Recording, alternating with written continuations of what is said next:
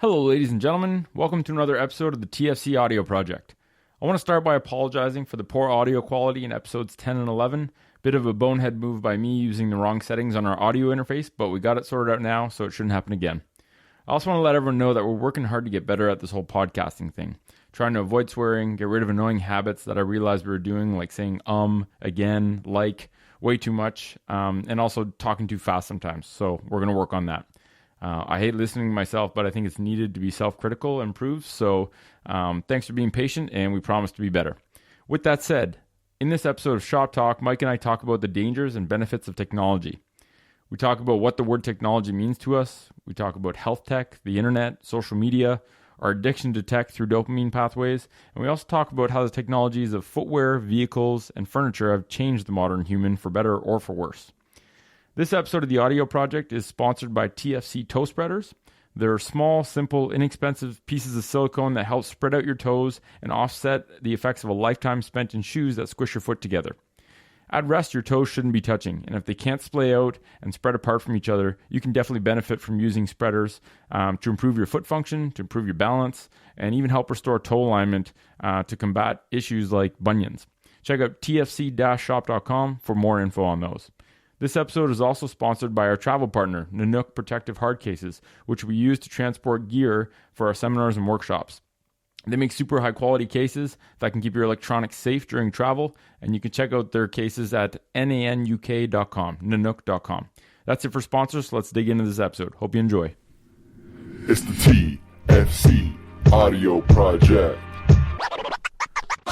It's a collective effort. Help people understand their bodies, starting at the feet are the gateway for people to see that there's an issue. You know, a foot conversation is always a whole body conversation.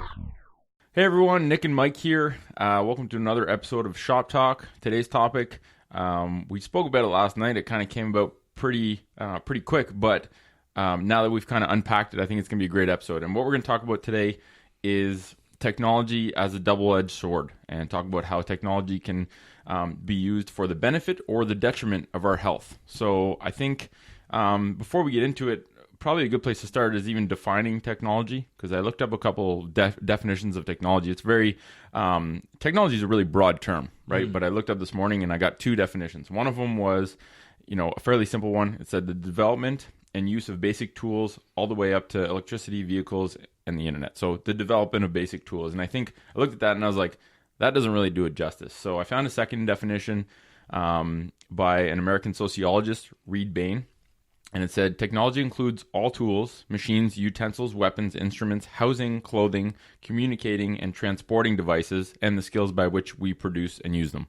So I think that's a much more, and that was from 1937. So that's a pretty damn comprehensive definition. And I think that encapsulates a lot more, especially the, clothing, communicating, transporting, because I think that's really where a lot of stuff is relevant for us today. So that, I think the same thing was said in both of them, that it's about tools. So, which is interesting, because if you think about Homo sapiens, we're compared to other species of animals, that's really what initially defined us as well. Like being able to, now there's other primates who are starting to use tools as well. That's always a bit freaky when you see a monkey using a tool, like obviously a tool. I remember seeing in that Geo thing where it was a monkey putting a stick in an anthill, and they were like, monkeys are starting to use tools. And I look at that, I'm like, okay. But then when you see a monkey smashing something with a rock to open it, or like using tools in a more advanced way, you're like, wow, this makes the connection of seeing a primate and like relating to it much deeper. It's very interesting. For sure. And that's like a very rudimentary example, but I guess like if you look back at that's kind of where it started. And then something like, for instance, a bow and arrow is incredibly technological. When you think about making something that you can wind up and fire projectiles at other things in order for hunting means, like that's pretty crazy in the grand scheme of things if you compare ourselves to other species of animals. But then it seems like now look what we do. Well, then there's like the development of like gunpowder and everything else, but and other areas of technology. But it's just kind of, I think that's it's like deeply ingrained into like Homo sapiens is just technological advancements and like that hunger to keep advancing technology. But I think, like you say, it's gone digital. It's gone in so many other areas where it's... Well, now it seems like clearly our biology is not built for these technologies, right? Our biology is built on the same foundation in terms of the hardware that we have from thousands of years ago, which even thousands of years ago is just a blip, right? It's not very long. So the fact that in the past 100 years, you've developed the internet, you've got cell phones, you have radio, you have these mass communication devices. I don't think our biology is ready for it. You said hardware, also software. Also right? software. Our you're minds right. are just like, Yeah. whoa, what is this? So I think we'll probably touch on both of those quite a bit, both the hardware and the software, like your physical body and also your psychology, your mental health, and all these things, and how technology can either affect them for the better or the worse.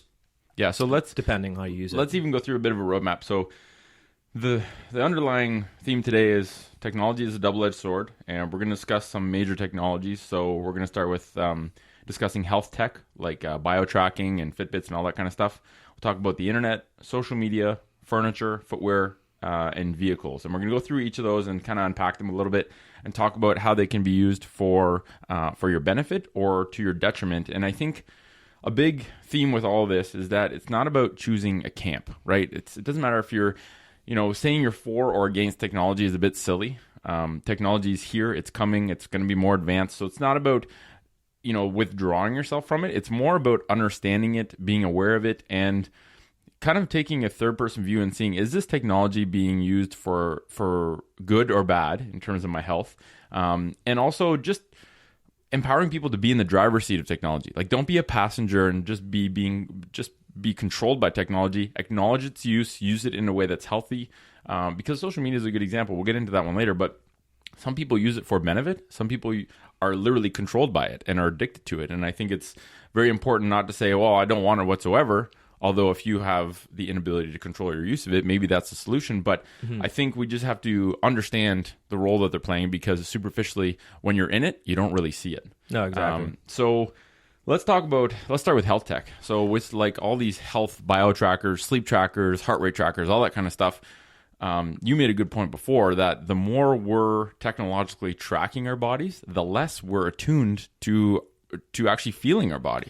Exactly. So we're able to track and we're able to pick up all this info from our bodies now, from these devices, which, if you looked at it from the outside, it's like, oh, that's great, right? I can see how many steps I took in the day. Yeah. I can see all these other things, calories burnt. In that respect, it's good.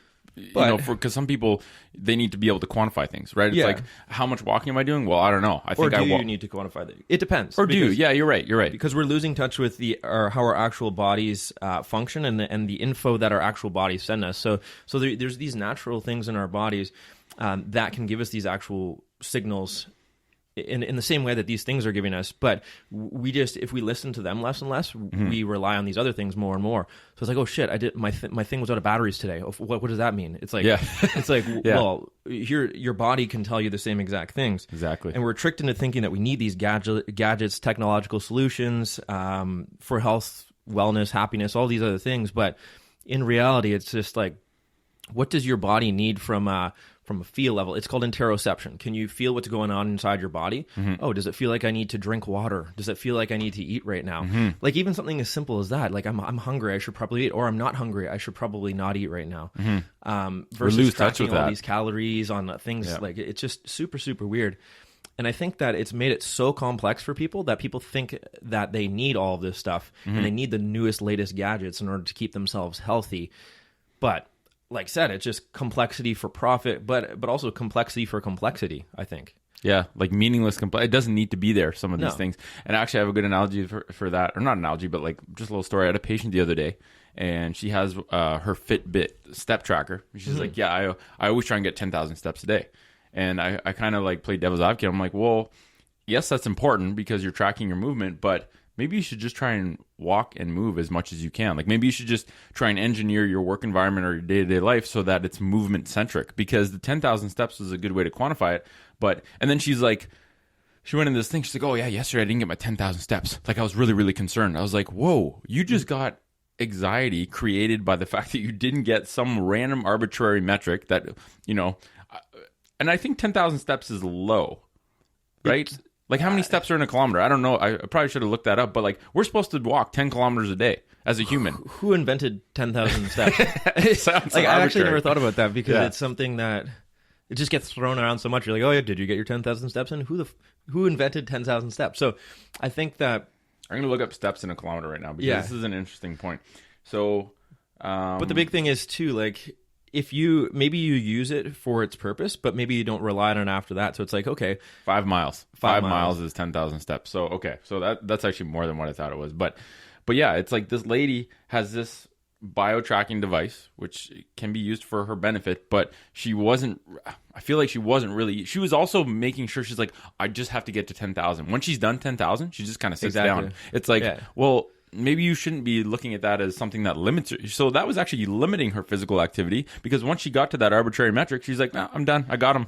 Or it can be pushing you over what your physical capacity is at this moment. So if you don't go by feel, it's like, should you be walking? What if you're tired that day? It's like, should you be, or what if you want to explore a city that day and walk 50,000 steps? It's like, go by feel. Don't go by what your tracking device is telling you. Yeah, I agree. Super weird. So the moral of that one with health tech is just, the more we artificially track certain metrics of our body with technology, the less we become able to interpret our own bodies, like read our own bodies. And I think that's, I mean, on the other side of that, I have this Apple Watch now, and I look at the heart rate tracker sometimes, and it's almost like a fun biofeedback game where if I'm getting really, really revved up, I'll try and control my breath, and I'll look at the live number of my heart rate and try and use that as a feedback as to whether I'm controlling my heart rate or not. So it's the same thing. There's always a double-edged sword, right? There's always a good and a bad, and it's more about understanding what the good and the bad can be so that you can use it for good and avoid the bad. You need to link the information that it's giving you to the information that your body is receiving. If those two things aren't linked, then you're just getting information and relying on an external device to tell you all this. But again, like you just said, if you use it and it's like, oh, when I feel this way, when I physically get this feeling in my body, it relates to this number on the screen going down. Okay, but remember that feeling. Don't remember the screen. Exactly. You're training the interoception instead of just relying on the external metric. Because then you don't need that screen anymore, because you've learned it internally. That's the whole point. I agree. Okay, so next one, like the internet. This is obviously a super broad one, but I think a couple important points come up. We're in the age of information, right? We have information overload. We have unlimited access, like we've never ever had before, to as much information as we want on any topic we want. It's it's super crazy, and we have that in our pocket now. We have a supercomputer. Most of us have a supercomputer in our pocket, right? I remember when Antonopoulos, some of his talks, he talks about how like big, really, really smart people in the day said, we will only need one computer per country. That will be more than enough. But it's like now every single person has a computer. If you live in a mud hut in Ethiopia, you probably have a computer in your pocket. It's a Nokia, that the most produced electronic device in the world. Billions of them were made. That little basic Nokia phone, that's a computer. That's a more advanced computer than a full story of a building used to be. So it's so easy to take it for granted how advanced we are. But I think with this information overload comes the inability of people to filter through good information, bad information, false information, because that's out there too, right? Like there's always going to be people putting out fake stuff in order to make a profit or in order to convince people to their way of thinking. So it has to turn now to, how do we filter all this information? How do we find good resources or form the ability to logically evaluate information instead of just taking it, instead of listening to what Facebook tells you on an ad at face value, be like, that's maybe not a reputable source of information. No, exactly. So it's like, what do we do with all of this information now? Because we're almost drowning in it. So how do you not drown in information? You need to be good at screening it and vetting it, like you said. Well, the age of information has turned into the age of confusion, right? It really Fake is. news, all this stupid crap that it's like, it's taking away from our proper utility of technology, I think. And it's kind of, a lot of people are lost, I think. Like even something as simple as diet. Okay, the basics of what you should be putting in your body in order for your body to function optimally. People are so lost. I'm in the meat camp where I'm trying the carnivore diet's the way to go. No, vegan's the way to go. No, this and that. It's like guys, let's just have a conversation and bring it down to basics so that people can understand it, right? And it's a weird thing because we have all this scientific information now. So even science is becoming harder and harder to sift through because there's this dichotomy where you can find different things saying different things. Yeah. Like it's just, you can have a subject with just split down the middle with half of the study saying one conclusion and half the study saying the other conclusion.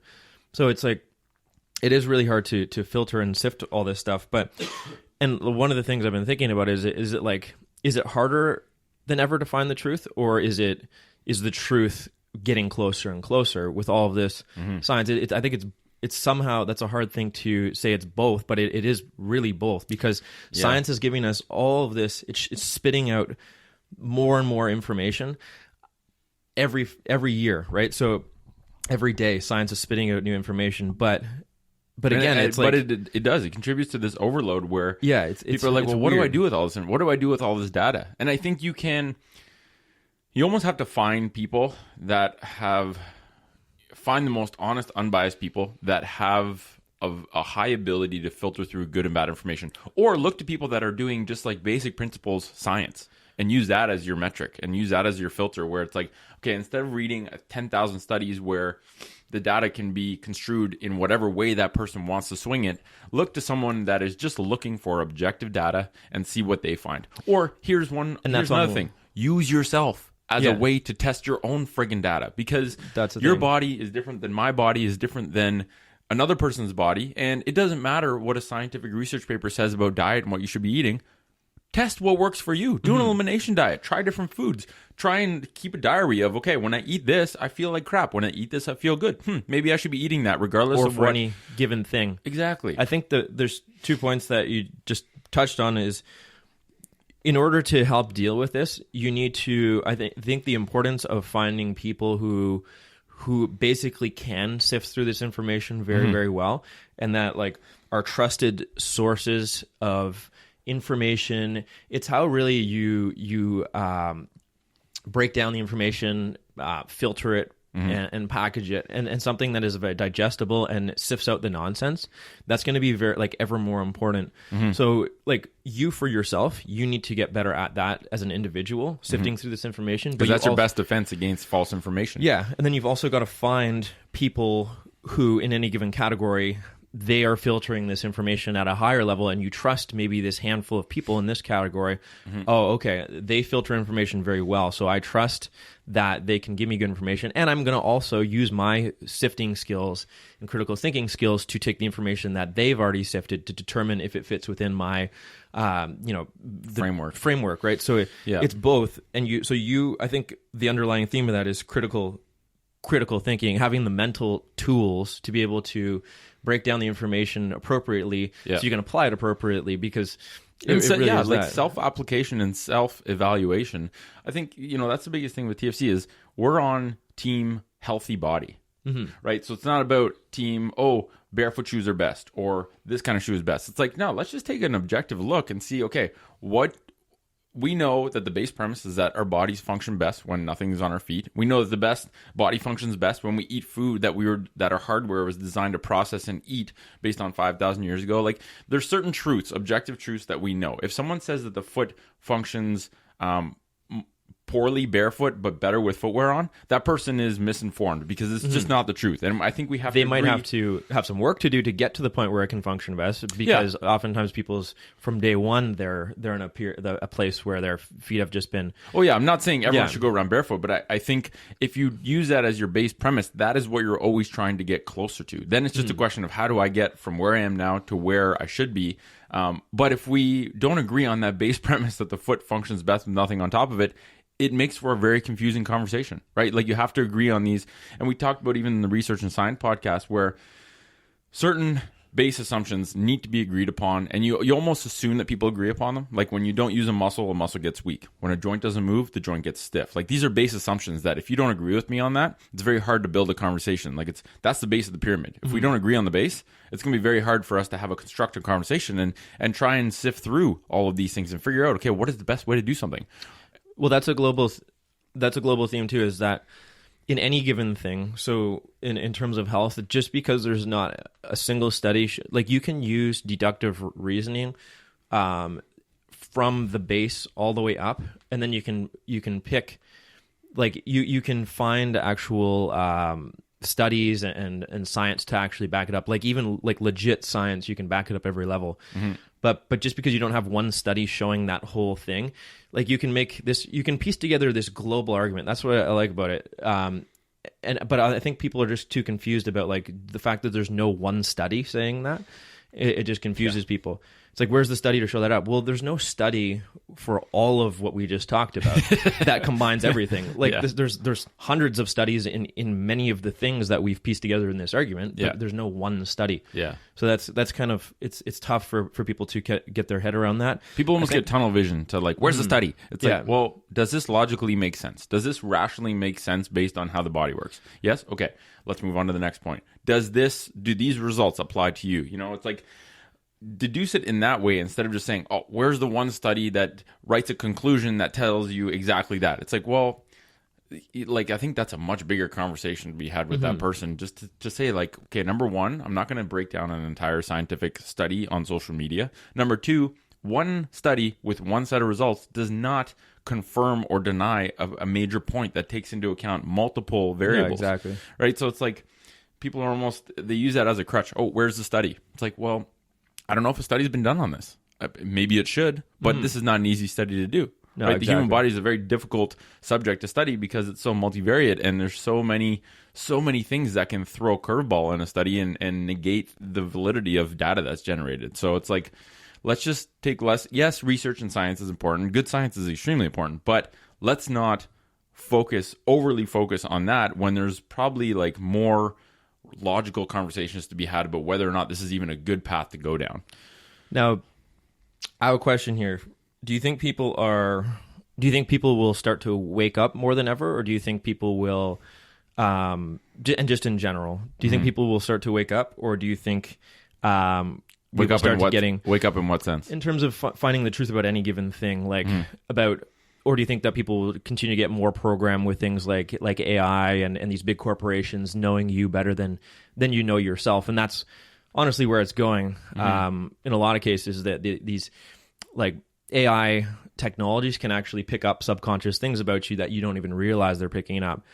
So do you think people will, like, I don't know, it's going to be tough. Do you think we'll be further programmed or start waking up to the truth of reality? We always make this, I remember we've made this joke a few times where like the human race is literally going to fork into cyborgs and into people that make a conscious decision to remain human in terms of what we're designed to do. So like, I don't know. I think we always seem to overshoot. There's a certain argument, we take it to the extreme, we overshoot, then we come back, then we overshoot, then we come back. I mean, one certainty is that we all know technology is going to continue to progress and continue to progress at an exponential rate so that we don't even know what's going to be around in 5 years.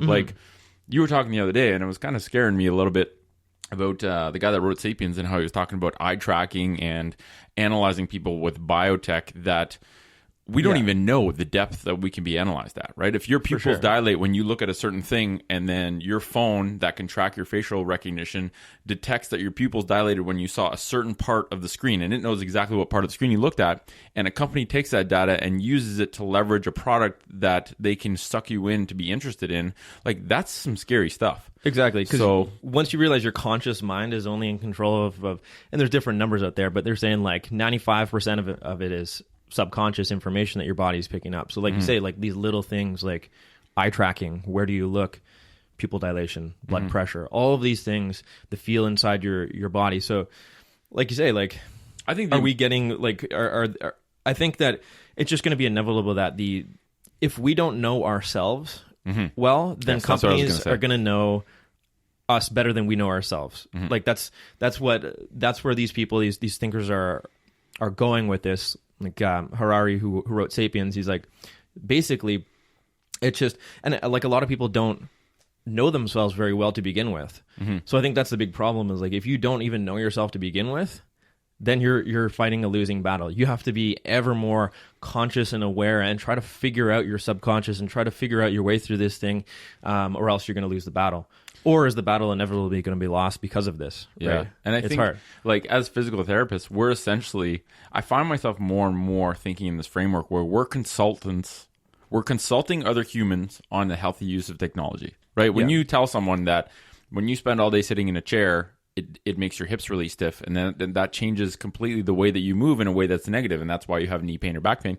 You're essentially acting like a consultant to warn someone against the harms of technology that is furniture, or the technology that is footwear, or the technology that is food that you're not supposed to be eating. So it's almost like we're helping people as physical therapists. We are the bridge between the physical body and then understanding how technology can be used for the negative and helping people understand how to defend against it, right? Mm-hmm. And I think this platform of like even this podcast platform, right? Like this is a form of education to spread the truth. And I think all it takes is one honest person to tell a story or put out a news article or good journalism about how technology is being used to trick us, for that to get out. And that's where the internet becomes a good thing, because everyone on the planet can find out about that silly thing that this company X was doing to trick us into buying their stuff or taking away from our health. And then everyone's like, oh, okay, I got to watch out for that. And so I think, I don't know, it's going to be a weird journey of like ups and downs where we're going to get sucked in and then we're going to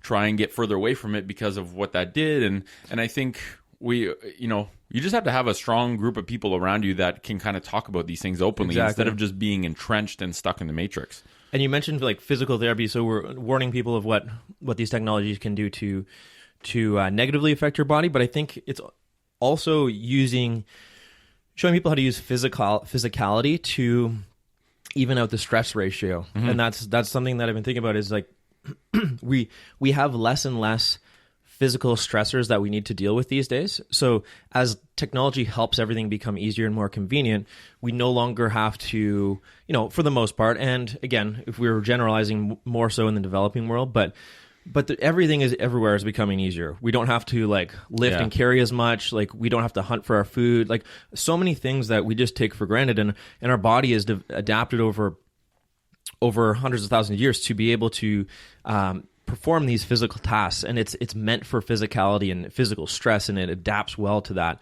So I think that as we get less physical stress demands, it's shifting over with all of this technology and the internet to psychological, emotional, mental stress that people are having to deal with because of it's almost because of the lack of physical stress. It ties in very nicely, and it's almost exactly. This is very interesting, actually. Someone, I think it was on the Rogan podcast the other day. Someone talked about this, but it's almost like the more technologically evolved we become, the more we physically devolve. Yes. Right? And then someone said this the other day, and I started laughing because it's like, why does every alien that you see have this little wienerish body with a huge brain that is like physically just a ball of Play-Doh? Their body is irrelevant now because they can do everything with their mind. It's like, that's almost where we're going to. Where machines and technology can do everything physical for us, so we don't necessarily need that. But the problem is that as we're seeing, mental health is becoming harder and harder to navigate for people, and this psychological stress and this psychological angst that people are facing.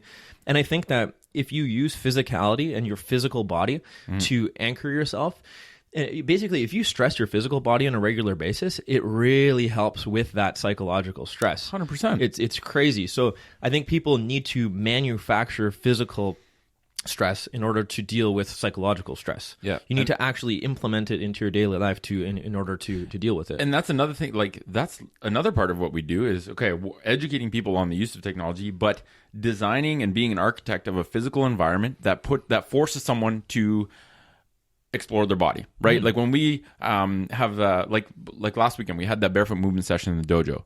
People put their phones away. They don't have their phones. Mm-hmm. They are exploring. We were running through some footwork patterns and some martial arts striking patterns. We were getting people on balance beams, getting people hanging on things. Like you're literally engineering a physical environment, and people love it. People smile. People are laughing. People are like they're very entrenched in the present moment and just connecting with their body. And I think that's extremely powerful because you almost don't realize the benefit of that until after you've done it. It's just like...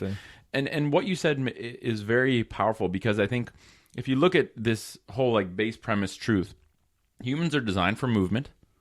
Humans are designed for struggle. You require both of those things to be both physically and mentally healthy. And so if you remove the fact that, our brains function optimally in terms of, mental health, but even just in terms of how we're firing, we function best in a movement environment. So if you withdraw that movement environment, or you give people the option to use furniture technology to remove movement, right? You go into the average office, everyone's sitting down in a chair, no one's moving. you clearly, your brain doesn't fire. It's like putting, instead of 99 octane fuel in your brain, you're putting in the worst type of fuel, and you're actually detracting from the ability of your brain to function optimally. And look at the psychological rewards for physical struggle are deeply ingrained. Yeah.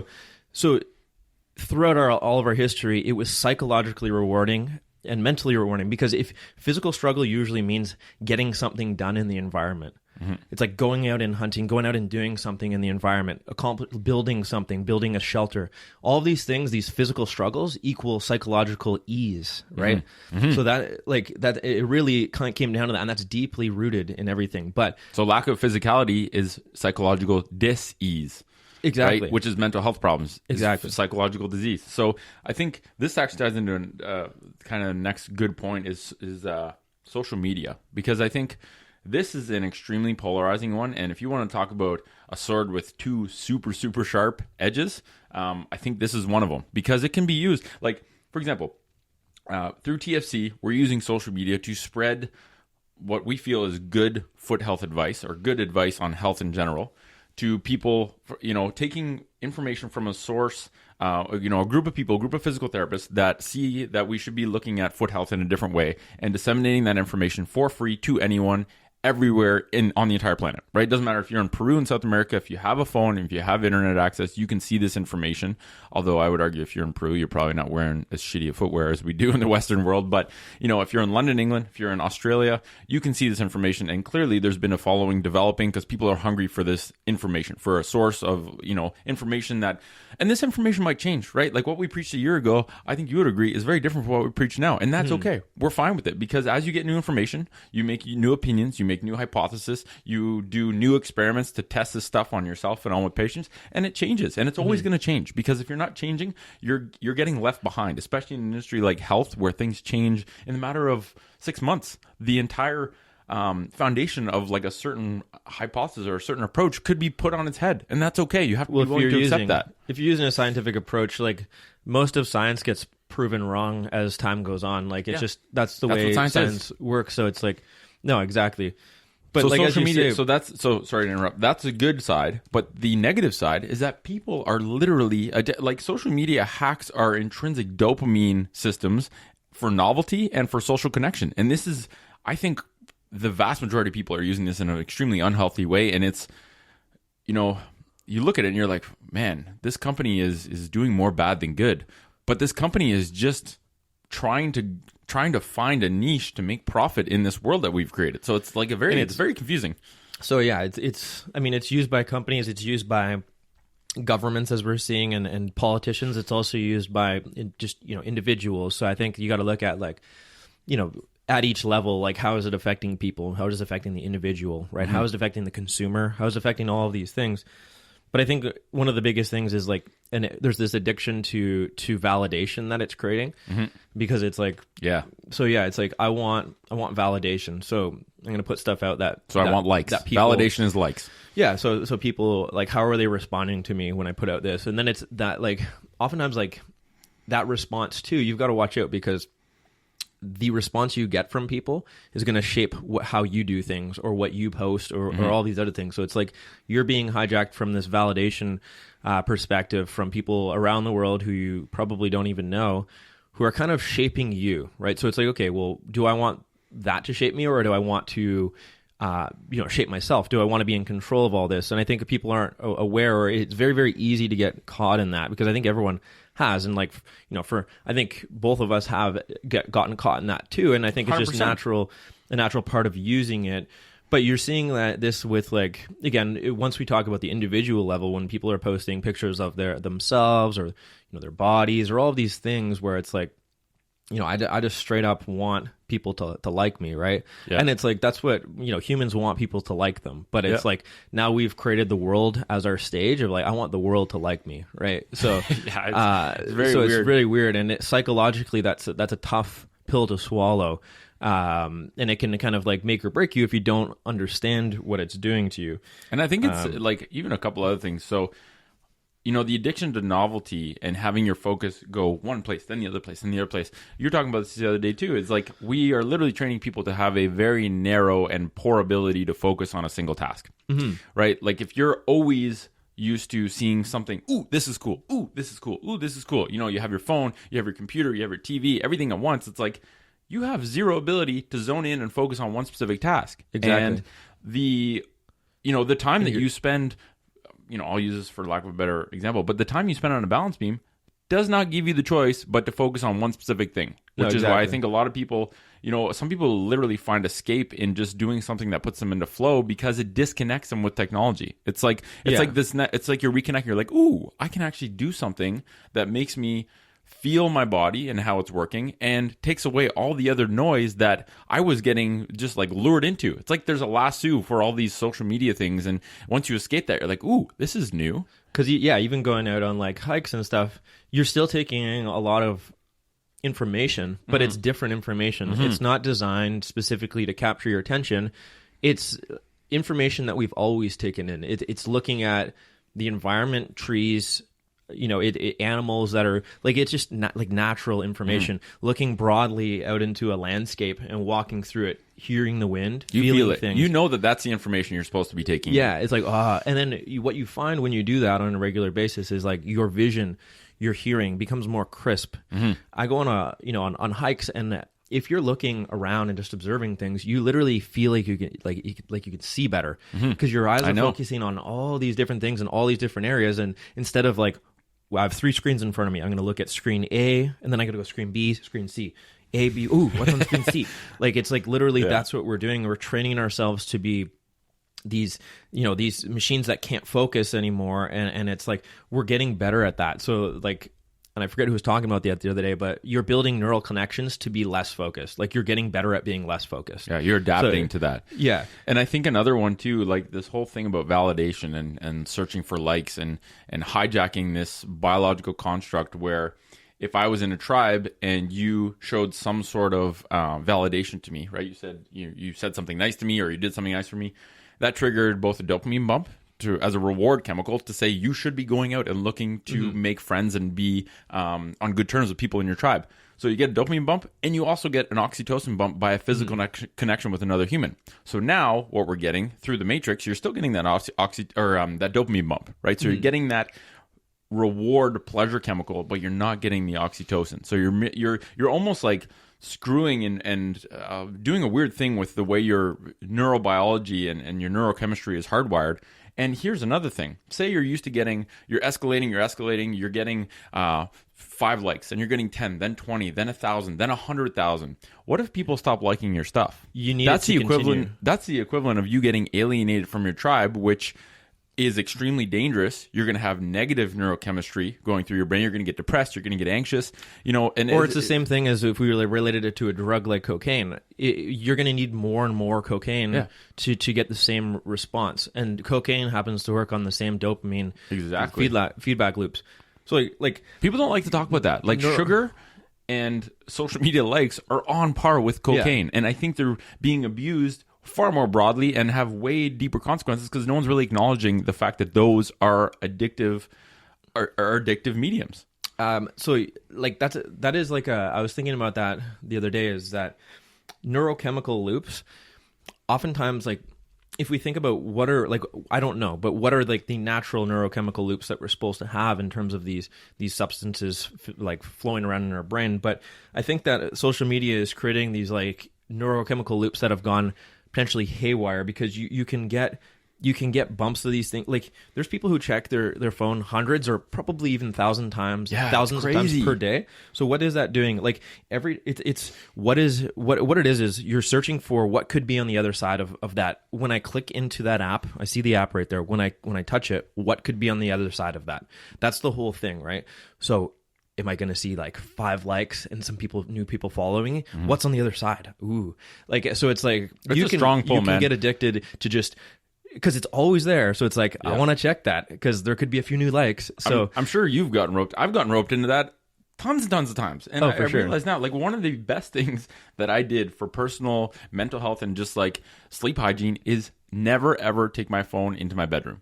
And I think that was what I was finding myself doing. And it's like, it's one of these things where it's not bad to be hijacked by technology. It's just, you have to make sure that you eventually acknowledge it, right? Like I found myself when I was waking up, I would look at my phone and I would look for emails. Like it wasn't even I started with social media. I was like, I got to stop opening up Instagram when I wake up. This is a terrible, I did it like 2 days in a row and I'm like, I think I'm addicted to this. Like I'm literally looking the minute I wake up to try and get rid of the shitty feeling of being tired some days. I would look to social media to give me a dopamine bump to kick off my day. It's like coffee. And once I realized that, I was like, wow, I'm pretty good at acknowledging things like that when I'm getting addicted to something or just looking at analyzing habits. The average person probably does this every day. So by taking my phone and this book I'm reading now about habits called Atomic Habits, which I recommend to everyone. It's extremely interesting to see the like deep biology of how habits are formed and how you can kind of like hack creating good habits and getting rid of bad habits. But one of the things that he said was that your environment, and the environment is the invisible hand that shapes human behavior. So it's all well and good to say, okay, my phone's going to be there, but I'm going to not look at this in the morning when I wake up. But it's another thing to actually do that. But if you remove that phone from that environment, you literally take away the kind of trigger. So when I look at my phone, it's a trigger. It's a cue to signal like, okay, look at this. But if you remove that from your environment, so you have to set up your environment. Set up your environment. Yeah. That's the moral of the story. Set up your environment, whether that means taking your chair out of your office, whether that means taking your phone out of your immediate environment for certain periods of the day to go through like this kind of like detox of technology. Engineer your environment to allow you to meet your goals. Exactly. Set up an environment that's conducive to your health, right? And one other thing I want to talk about it before we go on to like, more of that is that the neurochemistry behind that social media can also snowball into other areas. So for instance, and I think this is catching people off guard too. So let's say that, so neurochemistry doesn't judge. So if you get a big boost of positive neurochemistry from social media, that boost is with you. So if you're going into a meeting or if you're going to a family dinner, or this neurochemistry is going to be with you, and it's going to reflect on the way you act in other situations besides what just happened with social media, right? So it can work in reverse too. So if let's say you post something and you don't get likes, and then it negatively affects you. You're right. Then you go into situation ABC with family, friends. Oh, why they were in a bad mood. They snapped on somebody. They were just not talking to anybody. And then they leave there. They get in an argument with somebody. Where is this coming from? And a lot of people don't know. Yeah. They don't know. Oh, maybe it was from that, or maybe it wasn't from that. Maybe it's something else. But again, it's just like that's scary because you can be influenced neurochemically from one thing and then take that into other situations that determine how your day goes or how your week goes or how your month goes, etc. Yeah. So it's kind of crazy that way because you're letting this technology and the cyberspace affect you in physical space. So you're letting something. And I think that's a big thing. Like the big overlying concept is if you're letting the digital world impact your physical world without you knowing, that's the big thing. Without you knowing, that's the big asterisk. It's like that. Acknowledge it, look at it from a different perspective. And I think people are very resilient. If you try and give someone constructive criticism, people get very defensive because they don't want to acknowledge that they have a weakness, right? So if you say, "Man, you're looking at your phone a lot," like I used to do that and I got sucked into it. Like, or do you feel that, or do you think that maybe you should try and take like a break? Like, if I see it in my immediate family too. I see it so much. Like, you get these weird things where once in a while you'll see something, you'll be like, "Wow!" Like the other day, I saw someone that was in their car. Okay, the light was I was beside them at a red light. I look to the right. This lady has like a toucan, music blasting. She's taking a selfie video of herself for Snapchat, okay? So this lady was like 40 or 50. Like, this was not a young girl. So she's taking that. The light goes green, and out of curiosity, instead of taking off, I just look, and there was no one behind me. For a split second, I look over, and I'm like, I wonder how long this lady's going to take to realize the light was green. And it was like almost 10 seconds. It was insane. I was like, this lady's driving a huge metal ball that can kill people if you don't focus on how you're driving it, and doesn't give a shit about what she's actually doing. She's too caught up in taking a selfie for social media. And this lady was 50. I was like, I first looked, and I'm like, for sure, this girl's like a teenager or something like that. So it's crazy. And the other day, I saw someone almost walk in front of a car at a light because they were on their phone. It's like, nuts. man, people are getting hijacked so hardcore, and that's clearly you. people aren't acknowledging it.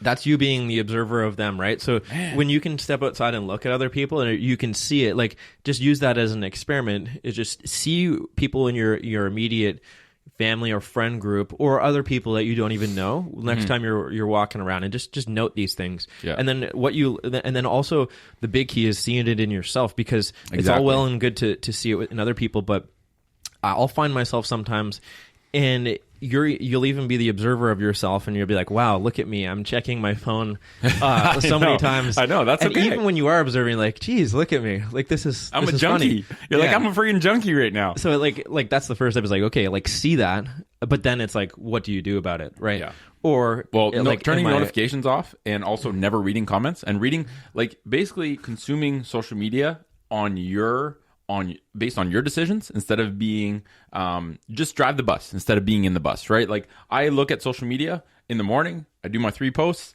Once in a while, if I put out a post and I'm like, okay, I'm curious to see what people say, I'll look at them, but I disconnect myself emotionally from what people are saying, because social media is a weird medium to interact with. Someone in China, or not China, that's a bad example because they don't have it there, but someone in another country in this world might say some silly comment, and I used to get frustrated and aggravated because of it, but now I'm just like, that person has an interesting opinion, whether it's valid or not. But I look at it and I disconnect myself emotionally. Otherwise, you drive yourself nuts. Your mood, like, I remember I used to be in clinic and I would read a comment that someone put on a post, and it would put me in a shitty mood for the rest of the day. And then I realized that I'm like, oh my God, I just allowed that person to hijack my emotional software because they said something bad about something I posted. So I think turning off notifications so that because that ding that you get on your phone when you get a notification, that is a source of dopamine. Oh yeah. Like, this was a crazy revelation for me, where every time I got a notification, I would look and I would see whether it was good or bad, and I was like, oh, I wonder what this is. Well, it just takes your attention. Like, it's just a quick boom. Oh, my attention. And you'll see people as like physical bodies respond. So like, even when you're treating somebody in clinic and their phone goes off, it's like, or even like let's say it takes just one ding, and then you'll see, even if they don't know they're doing it, like, their head will turn a little bit. It's so weird. I know, like, it's very their head weird. turns 10 degrees because they're like, oh, and then this person's no longer with me anymore. Okay, so they're probably thinking about that. So I'm still talking to them, Yeah. but they're probably not thinking Or about you this get the anymore. patient that's literally on their phone the entire time when you're treating them, and you're like, Yeah. Ooh, this person's deep. This Yeah. person's deep in that cave. You're like, I don't know it's if I'm hard. gonna go there on this one. Yeah, But- you just some of those people, you just like. But it's just it's interesting to observe that, because Yeah. it shows you something, and it helps you put together the schema of like where different people are at with all this. Yeah. It's like, oh, that's what exists. It's data. That's what exists. Yeah. Exactly. I like learn from that. I mean, I could probably help this person, but it would take some deep. Yeah, you just help. try and chip away with those people. It's like part of you wants to be like, oh my God, I got to make this person realize how unhealthy this is. But then the other part of you is like, just try and chip away at it. Try and get them to do something. Like, I love putting those people that are addicted to their phones on the balance beam, because you cannot be on the balance beam. And also, and that was one thing that I started doing too. It's like, okay, every time I go on social media, I'm going to only do it when I'm standing on a balance beam. And it made me realize that, well, number one, I got much better at the beam, because you can tell how much time you spend on social media when you tag along some other physical thing to it, and you see how much you do it. But at the same time, it's like, people think that they can multitask. They cannot. Mm-hmm. They assume they're much better at multitasking than they are. It's like, you have, one apple's worth of focus. If you think that you can put that apple on a bunch of different tasks, you're wrong. You're taking small slices. You're essentially splitting your focus onto multiple different things, but you're not being able to focus fully as you would if you were doing one thing. So Exactly. it's like, yeah. So, But even these people, if you can engineer, it comes back to the environment. If even that 15 minutes that you put somebody through a couple different exercises or balance tasks or whatever it is, again, that's 15 minutes and that might be a big 15 minutes for people. For sure. Like, these days, that might be like one be of the only 15 only minutes. 15-minute solid 15-minute periods in their day Where they're where physical. they're actually Yeah. not focused on their phone. So it's pretty impactful that way. So let's talk about, last 3 pieces of technology that I want to touch on. Footwear, vehicles, and furniture, because these are all forms of technology, right? Like, let's start with footwear. Footwear is a form of clothing technology, right? Clothing is something we put on top of our bodies to protect us from the elements. And so, when you look at footwear and where it started and where it is now, we have followed a very strange path. And I think it's a nice example of how we take a technology that initially was useful and we abuse it and extrapolate it so far beyond where it should be that is now turning into a technology that used to benefit us, right? Footwear used to just be a piece of clothing we put on top of our foot to protect our feet from getting damaged, and has now gotten to a point where footwear is now something that's the chief element responsible for why people's feet are breaking down. And when you look at footwear and look at it in a way that it's really one of the only pieces of clothing we wear that supports our muscles or restricts our joints from moving. That's true. And right? I think it's very weird. I think that, fashion is probably one of the biggest drivers of that, because there's footwear got linked to looking a certain way, like what you're wearing in terms of the looks or what brand it is, or so I think like fashion, consumerism, materialism, all of these things have kind of driven footwear to the point where it's like now it's about what are you wearing versus is it actually good for you, or is it doing what you need. So well, it's funny, in the old Victorian days, the only people that wore crazy high-heeled and pointed shoes were the rich people, because all they had to do was step out of their carriage, take a couple steps, and sit down, whereas the peasants could not wear those because they actually had to walk everywhere. Yeah. So, and even like, that quote that I put up once in a while on TFC is like, high-tech shoes, low-tech feet. It's like the more your footwear, the more technology your footwear gives your foot, the less functions your foot has to serve, and eventually those functions wither away and become unable to serve those functions. Well, it's just related to what we were talking about at the start. It's like the more you rely on these other things, like let's say arch support, for example, it's just like relying on all these like Fitbits and stuff. It's like, well, like what should your body actually be doing, and can we figure out how to learn how to use it like it's intended to be used, and go from there. And it's one of these things where like in 2020 we're gonna take on the challenge of making a piece of footwear, right? Like where I really think that you can take the technology that's out there now in terms of material science, these materials that are super, super thin, that you can take a freshly sharpened knife and cut it and it won't cut through, or you can take a nail and try and puncture it, it won't puncture through. So if you use material science and leverage technology in a good way to get back to the roots of what footwear should be, footwear should protect your foot and that's it. I think we can create the most technologically advanced foot exoskeleton that only protects your foot and does nothing else. And if we do this on a scale where we get a ton of people to believe in a concept, and find a small team to actually execute this, I think we can make something that's insane. So that's a project for 2020, and we'll end up putting out more and more info building up to that. But I think it's like anything else. You can take technology and you can use it for the negative. You can put crazy air bubbles and under shoes and get really, really high-paid athletes to wear your technology and sell it that way. Or you can just create something that is good for the foot. And once you create something like that, then you can start to do the research to prove your concept. But I think it's back to that base of like logical, rational, physiological understanding to guide what you're doing. And if you know that the foot functions best when it has to do its own job, instead of the arch of your foot being supported artificially. And like, it's one of these things where people are like, oh, I've had flat feet forever, like since I was young. It's like, well, you've also been wearing shoes that supports the arch of your foot since you were young. So how can you expect your foot to support its own arch when it's never ever had to do that? And it starts young. Like you need to. It's crazy. I mean, the biggest thing is getting people from day one, like using a more like this style of footwear, because it's if you start out, like you say, if somebody's in middle age, you can still make this transition and you can do it very well, but it just takes more time. And if you do it right from the get-go, you're going to have years and years of natural arch and foot building in terms of better foot function. So I think that's the real key, is just getting people when they're young and really ingraining it that way. So beware of footwear technology, because it's literally making our feet weak, stiff, and super problematic. And no one seems to be looking at footwear as the primary culprit. Well, it relates to the whole idea of, I think we can touch on this to finish off, but the idea of just like how everything is becoming more comfortable. Yeah. So like footwear, like how comfortable is it? Like your chair, how much padding, how much comfort do you have in it? Yeah. But like once we get so obsessed with this idea of comfort, then it takes us away from.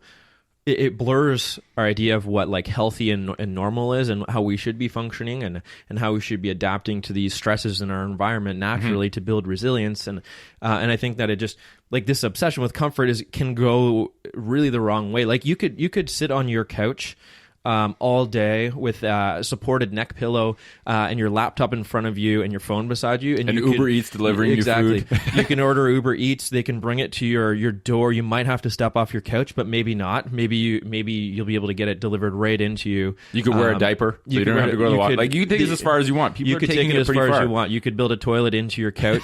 so you could stay there. Like, that's, and I would argue that that's probably pretty like comfortable. Like, some people are probably doing this. You could make air bubbles. Like, you could make like almost like a hover couch, so you feels like you're on a cloud, right? So this would be very comfortable, right? Well, quote unquote comfortable, but what would it be doing for our bodies? Yeah, and this is the whole point. And your brain. If you're not moving, yeah. That person's probably going to be super depressed and is going to need more and more social media bumps. It's going to need more and more external dopamine bumps to keep their mental state healthy, because there's constantly this lack of physicality pulling their mental state down. And then in the meantime, their physical structure is going to keep deteriorating from their bone density to their joint health to everything. Their blood vessels, everything. Their muscle.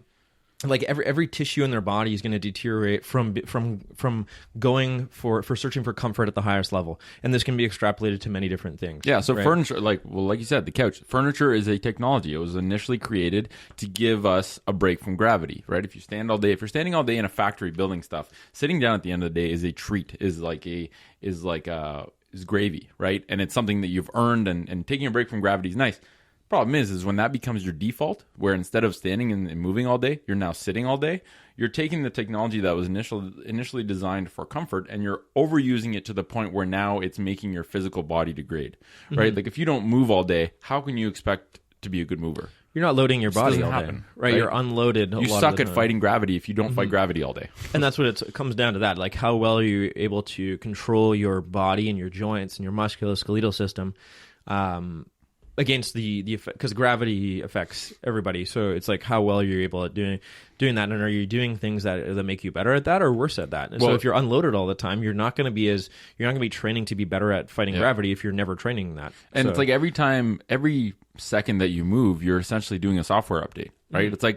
It's like this never-ending cycle of software updates. And if you sit all day, you might be running on Windows 97, which is not designed to be used all day, every day. It's old, right? And so not getting these constant software updates on slightly more optimal ways to move means that a lot of people are walking around with super old software on top of hardware that doesn't even move like it's supposed to. And then it's like, okay, where do we start with this person? And I think the biggest thing we have to start with is educating them on the dangers of technology. That's almost the biggest thing you start with, right? This whole protect, correct, develop kind of framework that we use. It's like, okay, before I can teach this person how to improve and correct a lot of these problems with their machine, they probably need to be educated on what's damaging their machine in the first place. Because if that person spends 30 minutes a day working on their hip mobility but doesn't stop sitting 8 hours a day, that's a hard battle to win. So you got to go back to engineering. You got to help them start the process of engineering the environment. Exactly. So once they do that, then you can start to make these. I mean, just by engineering the environment, it's conducive to other things, like actually correcting these dysfunctions. Like I say, because you're doing other things besides the things you're doing. You got to do different things than what you're doing to get you there. And that's it all comes down to that. Like, as physical therapists, like we said, we're just here to help people architect their environment to facilitate a more physical lifestyle, a more, instead of having to take a bunch of time to offset the restrictions you develop during the day, why don't you engineer your environment so that, number one, it stops further restrictions from developing, but two, you can actually engineer your environment to help correct these restrictions at the same time as eliminating the root cause of why they develop. Like, there's so much potential to just, on the education side of teaching people how to change their environment, which dictates what they do with their body during the day. Exactly. So anyway, hopefully that covers a lot of different kind of elements of technology, talking about how it's a double-edged sword, can be used for benefit or detriment of your health. So don't remove yourself from it, but try and understand what technology is doing from you. Don't let it hijack you. Make sure that you have a good defense against technology harming your body, both mentally and physically, just by understanding it. So hopefully that gives you guys a little bit of a better understanding with that, and we'll catch you next week.